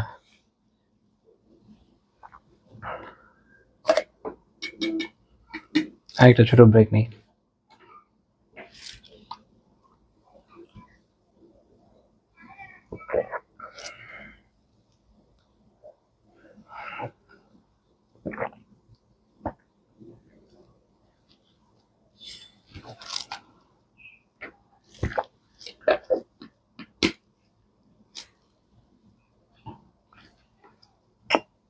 আচ্ছা, তারপরে পয়েন্ট হচ্ছে তিনি বিড়ালকে খাওয়াতেন, পান করাতেন এবং আদর করতেন। বিড়াল, আগে এটা বলে নিই যে যে রেওয়াজগুলো আমরা দেখবো এটাতে বিড়ালের বৈধ হওয়ার ব্যাপারে দলিল প্রমাণ তো আছে, কিন্তু বিড়াল পালা শূন্য এরকম না। অনেকে মনে করেন যে, আগে বলে রাখছি, ফোকাহার এমন কিছু বলেন নেই, মুহাদ্দিসদের থেকে এরকম কোনো বর্ণনা আমি কোথাও পাইনি। বাট বৈধ, কেউ চাইলে বিড়াল পালতে পারে, এটা আলাদা বিষয়। তো সুনান আবি দাউদের 76 নম্বর হাদিসে দাউদ বিন সালেহ বিন দিনার আত-তাম্মার তার মার থেকে বর্ণনা করেন রাহিমাহুল্লাহ তাআলা যে তিনি তার যে তার যে মাওলা, তার যারা তাকে আজাদ করেছিল তারা তাকে দিয়ে আয়েশা রাদিয়াল্লাহু তাআলা আনহার কাছে এক ধরনের খাবার পাঠিয়েছিলেন, ওইটাকে বলা হয় হারিসা। তো এই খাবার যখন আয়েশা রাদিয়াল্লাহু কাছে পাঠানো হয়, আয়েশা রাদিয়াল্লাহু তাআলা আনহা তখন সালাতরত ছিলেন। ফাআশারাত ইলাইয়া, তিনি বলছেন ফাআশারাত ইলাইয়া আন দাইহা, তো তিনি বললেন, ইশারায় বুঝিয়ে দিলেন যে রাখো। আচ্ছা, তো এটা হচ্ছে নফল সালাতের বিষয়, এবং নফল সালাতে আপনি এরকম সামান্য ইশারা করতে পারেন, কোনো সমস্যা নেই, সরাইভাবে কোনো প্রবলেম নেই। এবং এটা আয়েশা রাদিয়াল্লাহু তাআলা না, শুধু আলী রাদিয়াল্লাহু তাআলা থেকে বর্ণনা আছে, ওটা আবার আরেকদিকে চলে যাবে, যেহেতু শিক্ষার ক্লাস না, ওটা আপাতত ছেড়ে দিচ্ছি। তো তিনি বলছেন ফাজিয়া আল-হিররা, তিনি ওখানে ছিলেন, তো বললেন যে একটা বিড়াল আসলো, আকালাত মিনহা, ওখান থেকে খেয়ে ফেললো, কিছু অংশ খেয়ে ফেললো। তো আয়েশা রাদিয়াল্লাহু তাআলা আনহা যখন সালাত শেষ করলেন, ফানসারাফাত আকালাত মিন হাইথু আকালাতিল হিররা, বিড়াল যেখান থেকে খেয়েছে উনি ওখান থেকে গেলেন। এটা হয়তো ওনাকে দেখানোর জন্য যে এটা খাওয়া জায়েজ। তারপর তিনি, মানে তার নিশ্চয় জিজ্ঞাসা দৃষ্টি ছিল, যে কারণে রাসূলুল্লাহ সাল্লাল্লাহু আলাইহি ওয়াসাল্লামের হাদিস বর্ণনা করলেন তাকে উদ্দেশ্য করে। তিনি বললেন যে আল্লাহ রাসূল বলেছেন, ইন্নাহা লাইসাত বিনাজাস, এই যে বিড়াল, বিড়াল কিনা নাপাক নয়, বিড়াল নাপাক নয়। ইন্নামা হিয়া মিনাত তাওয়াফিনা আলাইকুম, এরা হচ্ছে তোমাদের চারপাশে যারা তাওয়াফ করে। তাওয়াফিনা মানে যারা সবসময় আনাগোনা করতে থাকে, ঘোরাঘুরি করতে থাকে, এরা হচ্ছে, এ হচ্ছে এরকম একটা প্রাণী। এটা দিয়ে বোঝানোর উদ্দেশ্য, যেটা ফুকাহারা আলোচনা করেছে, যেহেতু বিড়াল সবসময় মানুষের আশেপাশে আনাগোনা করতে থাকে এবং খুবই দুরন্ত প্রাণী, এটা আপনি চাইলেও আটকাতে পারবেন না, এমনি তো নাপাকি থেকে একটু দূরেই থাকে। তো যদি এরকম হতো যে এটাকে নাপাক বলে দেওয়া হতো, এটা অনেক বড় মুশাক্কাত বা অনেক বড় কাঠিন্য মানুষের উপর আরোপ করতো, ফলে মানুষের পক্ষে বেঁচে থাকা সম্ভব হতো না। তো শরিয়া এটা আরোপ করেনি। তারপর তিনি বলছেন, ওয়াকাদ রাআইতু রাসূলুল্লাহ সাল্লাল্লাহু আলাইহি ওয়াসাল্লাম ইয়াতাওয়াদ্দাউ বিফাযলিহা, আমি রাসূলুল্লাহ সাল্লাল্লাহু আলাইহি ওয়াসাল্লামকে বিড়ালের উচ্ছিষ্ট পানি দিয়ে ওযু করতে দেখেছি। তো এটা দিয়ে তিনি বোঝাচ্ছে যে বিড়ালের যে উচ্ছিষ্ট পানি সেটা পাকি থাকে, সেটা নাপাক হয় না। এই হাদিসকে শেখ আলবানী রাহিমাহুল্লাহ তাআলা সহিহ বলেছেন। ইমাম তিরমিজি রাহিমাহুল্লাহ তাআলা এই হাদিসকে উল্লেখ করেছেন এবং উনি এটা বলেছেন, ওয়া কাউলু আকসারিল উলামা'i মিন আসহাবিন নবী সাল্লাল্লাহু আলাইহি ওয়াসাল্লাম ওয়া তাবিঈন ওয়া মান বা'দাহুম مثل শাফিঈ ওয়া আহমদ ওয়া ইসহাক লাম ইয়ারাউ বিসুউরিল হিররাতি বাসা। তিনি বলছেন এটা হচ্ছে নবী সাল্লাল্লাহু আলাইহি ওয়াসাল্লামের সাহাবীদের অধিকাংশ আলিম যারা, তাদের মত, এবং তাদের পরে যারা তাবিঈন, তাবিঈন, তাদের পরে যারা আছে এদের মত, যেমন ইমাম শাফিঈ, ইমাম আহমদ, ইমাম ইসহাক, এনাদের সবার মত, এবং তারা বিড়ালের যে উচ্ছিষ্ট এটাতে কোনো সমস্যা মনে করতেন না। রাসূলুল্লাহ সাল্লাল্লাহু আলাইহি ওয়াসাল্লাম নিজের আমল বর্ণনা করেছেন আয়েশা রাদিয়াল্লাহু তাআলা আনহা। ইমাম আত-তাবরানী রাহিমাহুল্লাহ তাআলা আল-মু'জাম আল-আওসাতে উল্লেখ করেছেন 7949 নম্বর হাদিস। ইমাম আদ-দারাকুতনি রাহিমাহুল্লাহ তাআলা তার সুনানে উল্লেখ করেছেন, আয়েশা রাদিয়াল্লাহু তাআলা বলেন, কানা রাসূলুল্লাহ সাল্লাল্লাহু আলাইহি ওয়াসাল্লাম ইয়াদাউ লাহা লিনাআ ফাতাশরাব থুম্মা তাওয়াদ্দাউ বিফাযলিহা ইয়ানি আল-হিররা। রাসূলুল্লাহ সাল্লাল্লাহু আলাইহি ওয়াসাল্লাম বিড়ালের জন্য তার পাত্রটা রাখতেন। এটার ব্যাখ্যা কুতুবুল আলিফা করছে যে এটাকে একটু ঝুঁকিয়ে দিতেন যেন সেখান থেকে পানি খেতে পারে, তো সেখান থেকে পানি পান করত। এরপরে এই যে বাকি উচ্ছিষ্ট যা আছে এই পানি থেকে আল্লাহ রাসূল সাল্লাল্লাহু আলাইহি ওয়াসাল্লাম ওযু করে নিতেন। হ্যাঁ, শেখ আলবানী রহমাতুল্লাহ সহিহুল জামিয়াতে 4958 নম্বর হাদিস হিসেবে এই হাদিসকে সহিহ বলেছেন। ইমাম আল বাগাবী রহমাতুল্লাহ শারহ সুন্নাতে এই হাদিসের উপর সুন্দর আলোচনা করেছেন। তিনি বলছেন, হাদা কাউলু আম্মাতি আহলি ইলমি আন্না সূরাতুল হিজরাতি তাহির। আমভাবে ব্যাপকভাবে প্রায় সকল আহলে ইলমের অবস্থান হচ্ছে এটা, আলিমদের অবস্থান হচ্ছে এটা, যে বিড়ালের উচ্ছিষ্ট তাহির পাক।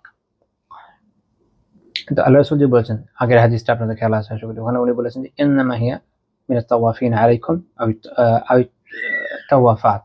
এটা আরেকটা রেওয়ায়াত, যদিও মূল কথা এটাই যে সবসময় চারপাশে আনাগোনা করে। এই যে তাওয়াফ দিয়ে আসলে কি বোঝানো হচ্ছে, এটার দুইটা অর্থ নিয়ে আলোচনা করেছেন। এক, এটা অনেকটা যেন যারা মামালিক দাস তাদের মধ্যে তাদের সাথে যেন মেলে যায়। উনি বলছেন যে শাব্বাহা বিল মামালিকি ওয়া বিখিদামিল বাইতিল লাযীনা ইয়াতুফুনা আলা আহলিহি লিল খিদমাহ। যে বিভিন্ন দাসরা থাকে বা খাদেমরা থাকে, তারা যেমন বাসার ভিতরে আনাগোনা করে খিদমতের জন্য, অনেকটা যেন এরকম। যেমন আল্লাহ তাআলা কোরআনে এদের ব্যাপারে, দাসদের ব্যাপারে বলছেন তাওয়াফুনা আলাইকুম বা'দুকুম আলা বা'দ। অর্থাৎ যারা মামালিক, যারা খাদেম, তারা যেমন তোমাদের কেউ কেউ কাছে নিয়মিত আসা যাওয়া করে, ওদের সাথে যেন বোঝানো হয়েছে। এই জন্য ইব্রাহিম নাখী রাহিমাহুল্লাহ ব্যাখ্যা করছেন যে ইন্নামাল হিররাতু কাবাদি আহলিল বাইতি। বিড়াল যেন বাড়ির বাকি অধিবাসীদের মতো একজন। তো ইবনে আব্বাস রাদিয়াল্লাহু আনহু বলেন, ইন্নামা হুয়া মিন মাতাইল বাইতি। বিড়াল হচ্ছে বাড়ির যে উপভোগ্য বিষয়গুলোর মধ্যে একটা। আচ্ছা, এটা হলো একটা ব্যাখ্যা হতে পারে। এই কারণে হয়তো একে সহজ করে দেওয়া হয়েছে মাসালা। আরেকটা হচ্ছে, তিনি বলছেন শাব্বাহা বিমা ইয়াতুফু লিল হাজাতি ওয়াল মাসআলা। এর সাদৃশ্য হচ্ছে যে কেউ হাজত, কোনো প্রয়োজনের জন্য বা কোনো কিছু চাওয়ার জন্য যদি আসে তার সাথে। তারপর বলছেন ইউরিদু আন্নাল আজরা ফি মুওয়াসাতিহা কাল আজরি ফি মুওয়াসাতি মা ইয়াতুফু লিল হাজাতি ওয়াল মাসআলা। অর্থাৎ এটা দিয়ে উদ্দেশ্য হচ্ছে যে কেউ যেমন কোনো প্রয়োজনে আপনার কাছে আসে, তাকে সাহায্য করার যেমন আজর বা প্রতিদান আছে, সওয়াব আছে, বিড়ালকে করলেও তা আছে। তো দুইটার যে ব্যাখ্যাই নেওয়া হোক না কেন, এটার কারণে বিড়ালের উচ্ছিষ্ট বিধানকে সহজ করা হয়েছে। এবং আমরা দেখছি যে রাসূলুল্লাহ সাল্লাল্লাহু আলাইহি ওয়াসাল্লাম তাকে পানি পান করিয়েছেন। এটা আসলে সকল পশু পাখির ক্ষেত্রে প্রযোজ্য। যে কোনো, আমরা পরে ইনশাআল্লাহ আবার এই বিষয়ে একটা আলোচনায় আসবো, যে কোনো পশু পাখি যার জান আছে, এদেরকে যখন আপনি খিদমত করবেন, আপনি এই জন্য ইনশাআল্লাহ সওয়াব পাবেন, আপনি আল্লাহ তাআলার সন্তুষ্টি নিয়ত করবেন ব্যাস। তো আপনি যদি বিড়ালকে খাওয়ান, খাবার দেন, পানি দেন, কোনো সমস্যা নেই। রাসূলুল্লাহ সাল্লাল্লাহু আলাইহি ওয়াসাল্লাম নিজে করেছেন। এবং হাদিসের ব্যাখ্যা থেকে বোঝা যায় যে এটা করার জন্য একটা উত্তম প্রতিদান রয়েছে। যে শুরুতে যেটা বলেছে, এখানে আল্লাহ রাসূল সাল্লাল্লাহু আলাইহি ওয়াসাল্লামের এমন কোনো বর্ণনা পাওয়া যায় না যেখানে দেখা যায় যে ওনার কোনো পালিত বিড়াল ছিল। আপনাদের খেয়াল রাখতে হবে যে আল্লাহ রাসূলের সাল্লাল্লাহু আলাইহি ওয়াসাল্লামের নিজস্ব ঘোড়া ছিল, খচ্চর ছিল, গাধা ছিল, উট ছিল, এমনকি ছাগলও ছিল। এবং এগুলোর বর্ণনা রেওয়ায়াতে আছে, কিন্তু বিড়াল ছিল এমন কোনো বর্ণনা নাই। তবে উনি বিড়ালের প্রতি ইহসান করেছেন, এটা হলো কথা। কাজেই বিড়ালের প্রতি ইহসান করা উত্তম কাজ। এই কথা এই জন্য বললাম যে আমার এই আলোচনা পরে কারো মনে হতে পারে তারা মনে হচ্ছে না হয় না বিড়াল পালা, আর বিড়াল যারা পালে তারা এই কাজ করে, এক জায়গা থেকে নিয়ে যে কোটেশন মেরে দেয়, ওটা করা যাবে না। আচ্ছা, 5 নম্বর পয়েন্ট, তিনি প্রাণীদেরকে কষ্ট দিতে নিষেধ করেছেন। খুবই গুরুত্বপূর্ণ একটা বিষয়। মানুষের মধ্যে একটা স্বভাব আছে যে তারা বিভিন্ন প্রাণীকে কষ্ট দিয়ে থাকে। এবং আমি এর আগে এক দার্সে বলেছি যে মানুষের মধ্যে যে সাইকোপ্যাথিক প্রবণতা, এটা আসলে শুরু হয় মূলত বিভিন্ন প্রাণীর ক্ষেত্রে। অসহায় দুর্বল প্রাণী, তাদেরকে ভয় দেখানো, কষ্ট দেওয়া, এগুলো দিয়ে তাদের শুরু হয়, গ্রাজুয়ালি মানুষকে দেওয়া শুরু করে, এক পর্যায়ে নিজেরাই জানোয়ারের মতো হয়ে যায়। তো এটা খেয়াল রাখতে হবে যে ইসলাম এটাকে পারমিট করেনি যে কোনো প্রাণীকে কষ্ট দেওয়া হবে অপ্রয়োজনে। প্রয়োজনে আলাদা কথা, প্রয়োজন আলাদা কথা। আমরা দেখবো যে যে সকল পশু ভারবাহী, ওই সকল পশুকে অহেতুক কষ্ট দেওয়া, খারাপের কষ্ট দেওয়া, এই বিষয়ে ইসলামে নিষেধাজ্ঞা আছে। আবার ভার বহনের ক্ষেত্রেও অত্যন্ত সতর্কতার কথা আছে। এটা শুনে অবাক হতে পারে, যেমন রাসূলুল্লাহ সাল্লাল্লাহু আলাইহি ওয়াসাল্লামের ব্যাপারে একজন সাহাবী বর্ণনা করছেন যে তিনি একবার একদল লোকের পাশে যাচ্ছেন, ওয়াহুম উকুফুন আলা দাওয়াব লাহুম ওয়া রাওয়াহিল। তারা তাদের যে বিভিন্ন পশু বা যেগুলোর উপর চড়েছিল, উট বা ঘোড়া হোক, এর উপর বসে আড্ডা মারছিল ওই সময়। তো রাসূলুল্লাহ সাল্লাল্লাহু আলাইহি ওয়াসাল্লাম বললেন যে ইরকাবুহা সালিমাতান ওয়া দাউহা সালিমাতান। তোমরা এগুলোতে সহি সালামতে সুস্থ অবস্থায় আরোহণ করো, আবার ব্যবহার শেষে সুস্থ অবস্থাতে ছেড়ে দাও। এটার ব্যাখ্যা আমি সাহায্য নিয়েছি ইমাম আল্লামা আহমদ আল বান্না সাহাতি রাহিমাহুল্লাহ তাআলা, ওনার মুসনাদ আহমদ একটা ব্যাখ্যা আছে। তো ওখানে উনি সুন্দর আলোচনা করেছেন। অর্থাৎ খারিসাতান আনিল কাদ্দি ওয়াল ইতআব। অর্থাৎ মূল কথা হলো যে চরম ক্লান্তি বা কষ্ট ফেলা থেকে তাদেরকে মুক্ত রাখো। অর্থাৎ তোমরা এগুলোতে আরোহণ করার প্রয়োজন যদি না থাকে তোমাদের, তাহলে এগুলোকে ছেড়ে দাও, এগুলোর উপর তখন আরোহণ করে বসে থেকো না। তারপর আল্লাহ রাসূল বলছেন, ওয়ালা তাত্তাখিযুহা কারাসি লিআহাদিসিকুম ফিত তুরুকি ওয়াল আসওয়াকি। রাস্তাঘাটে, বাজারে নিজেদের কথাবার্তা আড্ডা দেওয়ার জন্য এগুলোকে আসন বা চেয়ার বা আসন বানিয়ে ফেলো না। খুব গুরুত্বপূর্ণ কথা। অর্থাৎ তোমাদের প্রয়োজন হচ্ছে এগুলোতে আরোহণ করে এখানে ওখানে যাওয়া, তো যাওয়ার দরকার হলে যাও, কিন্তু তোমার দরকার হলো আড্ডা মারবা এবং এই জন্য এগুলোর উপর বসে থাকবা, এটা সঠিক নয়। কারণ এর মাধ্যমে প্রাণীগুলোর কষ্ট হচ্ছে, এটা ওদের কাজও না। ঠিক আছে? তো কাজে কোনো হাজত বা প্রয়োজন ছাড়া এগুলোর উপর বসে বসে আড্ডা দেওয়া, এরকম বসে থাকা, এটা সঠিক নয়। এই হাদিস থেকে জানা গেল। ব্যতিক্রম আছে, ব্যতিক্রম হচ্ছে যেমন আমাদের বান্না বলছেন, ফায়াজুজু হালাল কিতালি, যেমন যুদ্ধের সময় তখন বৈধ, তখন তো শহরি হয়ে যুদ্ধ করতে হবে, তখন বসে থাকেন দীর্ঘ সময়। যেমন ধরেন কেউ কোনো আউটপোস্ট থেকে দূরে চেক করতে গেছে, অনেকক্ষণ ঘরের উপর বসে আছে, এগুলো সমস্যা না। হয়তো যেগুলো কোনো হাজত নেই, আপনি চাইলে এখন রেখে পাশে বসে আরামসে আড্ডা মারতে পারেন। সে এটা আমি পরে আরেকটা হাদিস ইনশাআল্লাহ বলবো, যেখানে এই প্রসঙ্গে আরেকটু বিস্তারিত আলোচনা আছে। তো সেই সকল জায়গায় যেখানে, সেই সকল জায়গায় যেখানে প্রয়োজন নেই, ওখানে হয়তো কি এই পশুগুলোকে কষ্ট দিতে নিষেধ করা আছে। ওল উকুফ আরাফা, যেমন কেউ আরাফার উকুফের সময় যদি বাহনের উপর থাকে তাতে কোনো সমস্যা নেই। তারপর আল্লাহ রাসূল সাল্লাল্লাহু আলাইহি ওয়াসাল্লামের একটা কার্যকারণ বর্ণনা করছেন। তিনি বলেছেন, ফারুব্বা মারকুবাতিন খায়রুম মির রাকিবিহা ওয়া আকসারু যিকরান লিল্লাহি তাবারাক ওয়া তাআলা মিনহু। কারণ অনেক শহরে তার যে আরোহী তার থেকে উত্তম, অনেক শহরে তার আরোহীর থেকে উত্তম, এবং আল্লাহ তাবারাক ওয়া তাআলার যিকিরে তার থেকে বেশি মগ্ন থাকে, বেশি যিকির করে থাকে। আমরা জানি যে সকল প্রাণী কি আল্লাহ তাআলা যিকির করে। তো এইখানে মূল কথা হচ্ছে যে যে পশুগুলো রয়েছে এদের মধ্যে কেউ কেউ আল্লাহ তাআলার যিকিরে ইয়েদের থেকে, তার সওয়ারির থেকে বেশি মগ্ন হতে পারে, তাই না? যেমন আয়াতে আছে না, ওয়া ইম মিন শাই ইল্লা ইউসাব্বিহু বিহামদি, এমন কোনো কিছু নাই যেটা আল্লাহ তাআলার তাসবিহ এবং হামদ উল্লেখ না করে, বা তাসবিহ এবং প্রশংসার সাথে তাসবিহ পাঠ করেন, এমন পাওয়া যায় না। তো এটাদের উদ্দেশ্য হচ্ছে যে দেখেন, যে সকল পশু আল্লাহ তাআলাতে বিশ্বাস রাখে, আল্লাহ তাআলা তাসবিহ অবশ্যই সে পাঠ করে, মানে ওর তো আর এখানে নাস্তিকতার কোনো জায়গা নাই। কিন্তু যারা ইসলামকে গ্রহণ করছে না, যারা কুফর শিরকের উপর আছে, সে তাতে নিকৃষ্ট হয়ে গেল না? হ্যাঁ, তো বিষয় তো এরকম। এমনকি দেখা যাচ্ছে যে ওরই কোনো পূর্বপুরুষ তার মূর্তি বানিয়ে ওটাকেই পূজা করছে। মনে করেন হাতি, আরেকজন হচ্ছে হাতির পূর্বপুরুষের একটা সুন্দর করে মূর্তি বানিয়ে তার পূজা করে, যে কে উত্তম না বলেন? তো আল্লাহ, যাই হোক, তো এতে এটা একটা জিনিস বোঝা যাচ্ছে যে আল্লাহ তাআলার কোনো সৃষ্টিকেই হয়তো কষ্ট দেওয়ার সুযোগ নেই। তো এই হাদিস ইমাম আহমদ রাহিমাহুল্লাহ মুসনাদে উল্লেখ করেছেন, 15,629 নম্বর হাদিস। ইমাম হাইসাম রাহিমাহুল্লাহ মাজমুউজ যাওয়ায়েদে এর সনদকে হাসান বলেছেন। এই প্রসঙ্গে আরেকটা হাদিস আমরা দেখি সুনান আবি দাউদের 2567 নম্বর হাদিস। রাসূলুল্লাহ সাল্লাল্লাহু আলাইহি ওয়াসাল্লাম বলেছেন, ইয়্যাকুম আন তাত্তাকিযু যুহুরা দাওয়াবিকুম মানাবিরা, তোমরা তোমাদের পশুর পিঠগুলোকে মিম্বর বানিও না। মিম্বরে যেমন মানুষ আরোহণ করে কথা বলে, দাঁড়িয়ে যায়, এগুলো কোনটা করা যাবে না।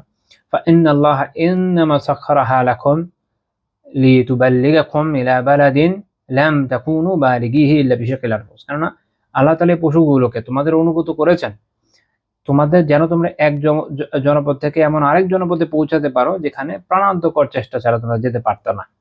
যেটাকে আমরা আয়াত উল্লেখ করলাম, ওইটাই উনি বললেন, ওয়াজাআলা লাকুমুল আরদা ফাআলাইহা ফাকদু হাজাতাকুম। আর জমিনকে তুমি তোমাদের যে বসবাসের উপযোগী করে আল্লাহ তৈরি করে দিয়েছেন, এখন এর উপর তোমাদের প্রয়োজন পূরণ করো। অর্থাৎ আড্ডা মারতে হলে নেমে জমিনে বসে আড্ডা মারো, আড্ডা মারার জন্য এসব পশুর উপরে দাঁড়িয়ে থেকো না। এটা শেখ আলবানী রাহিমাহুল্লাহ হাদিসকে সহিহ বলেছেন। ইমাম ইবনে মুফলিহ রাহিমাহুল্লাহ আল আদাব শারঈয়াতে বলছেন, ইউকরাহু আন ইউতাফা উকুফুল বাহিমা ওয়াল মারকুবা ওয়াল মাহমালা, যেগুলো হচ্ছে আরোহণকৃত, যেগুলো মানুষ চড়ে বা বোঝা চাপানো, এরকম পশু, কেউ হয়তো উপরে বসে আছে বা তার উপর কোনো বোঝা দেওয়া আছে, এগুলোকে কোনো হাজত বা কার্যকারণ ছাড়া দীর্ঘক্ষণ দাঁড়িয়ে রাখাটা মাকরুহ, দীর্ঘক্ষণ এভাবে দাঁড়িয়ে রাখাটা মাকরুহ। তো এই জন্য যখন কারো কোনো প্রয়োজন যে এটার উপর আমি কিছু বোঝা চাপাবো, ওকে, আল্লাহ তাআলা দিয়েছেন, এই জন্য এই শুরু করলেন, যাওয়ার তার ঠিকমতো খাবার দিবেন, ঠিকমতো তার যত্ন করবেন, যেখানে রাখার দরকার, যেখানে পৌঁছানো দরকার পৌঁছালেন, বাস তাড়াতাড়ি নামিয়ে ফেলবেন, শেষ, সিম্পল। তাকে তখন রেস্ট দিবেন। একই রকম ভাবে কেউ যদি আরোহণ করে তার জন্য তো এইভাবে ইসলাম আলহামদুলিল্লাহ এই সকল পশুর অধিকার রক্ষার ব্যাপারে বিশেষভাবে যত্ন নিয়েছে। দুঃখজনক হচ্ছে যে মুসলিমদের মধ্যে এগুলোর প্রবণতা অনেক কম। এখন আমাদের কুফারদের থেকে শুনতে হয়, বিভিন্ন রকমের এনজিও, বিভিন্ন ধরনের ইনস্টিটিউশন আসেন, তারা বিভিন্ন পশু পাখির অধিকার নিয়ে কথা বলে। এখন আমাদের কেন তাদের থেকে শুনতে হচ্ছে?